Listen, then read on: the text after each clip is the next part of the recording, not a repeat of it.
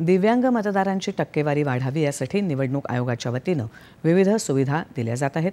अमरावती जिल्ह्यात दिव्यांग मतदारांना प्रोत्साहित करण्यासाठी जिल्हा प्रशासनानं पद्मश्री शंकरबाबा पापडकर यांची वझर इथे जाऊन भेट घेतली आणि त्यांना दिव्यांग मतदारांना आवाहन करण्याची विनंती केली।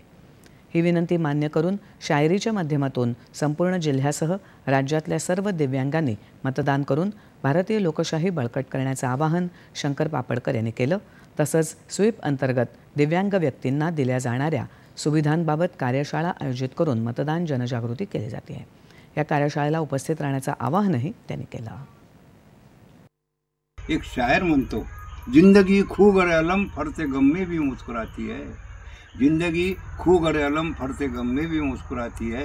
बांसुरी के सीने में जख्म है फिर भी ओगी जाती है। भारताच्या लोकशाहीमध्ये तुम्हाला मतदानाचा अधिकार मिळालेला आहे आणि हा मतदानाचा अधिकार दिव्यांगाने 95%च्या वर केलं म्हणजे समाजाला माहीत होते की आम्ही दिव्यांगाला अभिमान आहे आणि आम्ही 95% मतदान करू। आणि असं आव्हान आम्ही सगळे विकलांग लोक पूर्ण महाराष्ट्राच्या लोकांना करू, झारखंडच्या लोकांना करू।